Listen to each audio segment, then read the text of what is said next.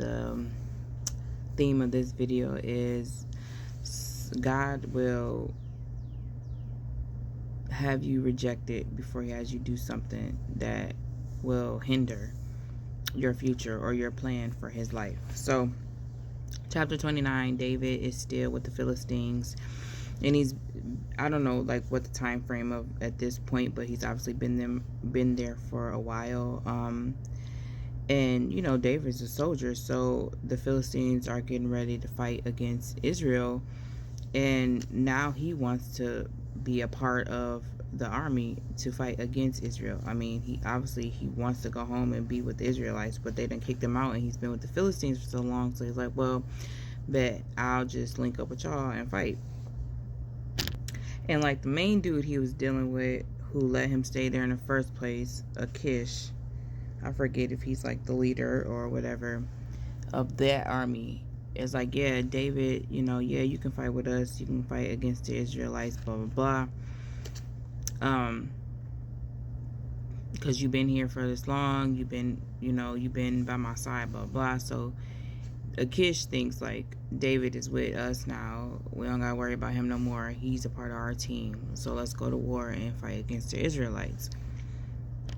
And it actually says, like, on verse 6, which is kind of bad if you think about it, if your enemy favors you, you know, the leader of the Philistines favors you and likes you, like, what have you been doing, right? So David out here, like, helping him out. But anyways, it says, surely as the Lord lives, which is crazy because they don't believe in the Lord, but he's just saying it because I guess because he know David does.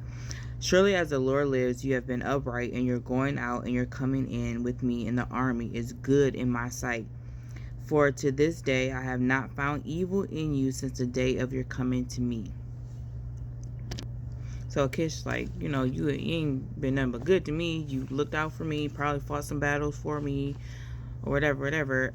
I want you to go fight. But before he talked to David, the lords or the princes of the Philistines said, no, make him go back to his people. He do not need to be fighting with us against his people. He trying to set us up. Now we don't know if David was for real. It sounded like David was truly in to fight against the Israelites. And so, but the princes of the Philistines are like, are you dumb? No, we're not about to have this man who, you know, loves the Lord and fights for the Lord and is one of the top fighters of his people fight with us against his people. He probably trying to set us up. So the princes of the Philistines could see David's worth, could see David's, like, who he is better than David could at this time. David just so, like, lost in his identity because Saul broke him down so bad that he can't even see who he really is. But the princes of the Philistines like, nah, I don't know what he gonna do when we get in this battle, but he's not gonna fight against his people. He is like, he has favor from God. He is not about to fight against his people. It's gonna screw us up some kind of way. So Achish, I know you think you got him in the bag, but you don't, and he not fighting with us. And like, David is so messed up right now, like mentally, that he is heartbroken that Achish and them won't let him fight against the Israelites. So you go down to verse 8, and he says, but what have I done? And to this day, what have you found in your servant as long as I have been with you, that I may not go and fight against the enemies of my lord the king? So now he's calling Achish his lord. Like, what? Because he's just so messed up that Saul done ran him out multiple times. He's been living on the road, just sad and depressed. You know, no home, haven't seen his family, no loved ones. The only peace he could find was in the land that Achish had let him stay in. And it's like, he has had it rough, so we get why he's here. But like, the Lord has never left you. And all these times that Saul has tried to get you, the Lord has protected you. And all these other battles that people had tried to take you out, the Lord has delivered you out of these battles. There's multiple times where David has went to the Lord and asked him, like, should I do this? Should I do that? And the Lord has delivered him in whatever he had guided him and through this hard period.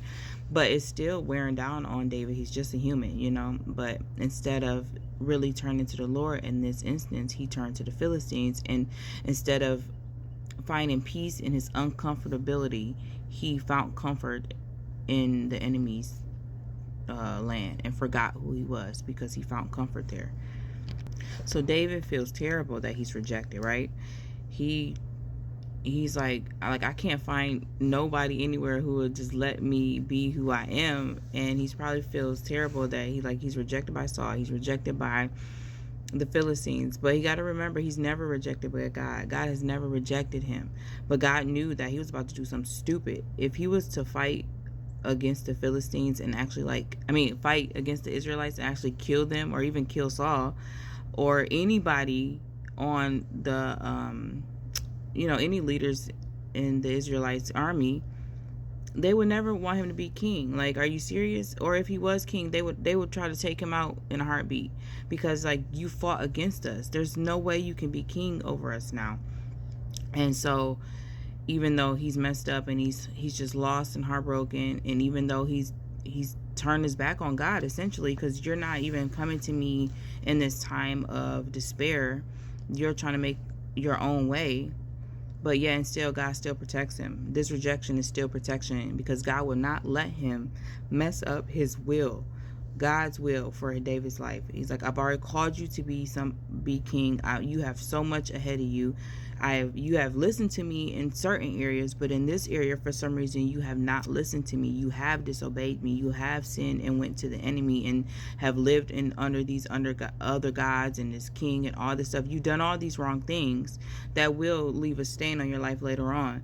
But you would not fight against the Israelites to destroy what I have for you. You are not that powerful to destroy what I have for you in this life. So just an encouragement that even though you may have done some stuff that it really messed up where I am right now, it's really put me in the wilderness, or it's really put me in a tough place, and I'm heartbroken that I'm here.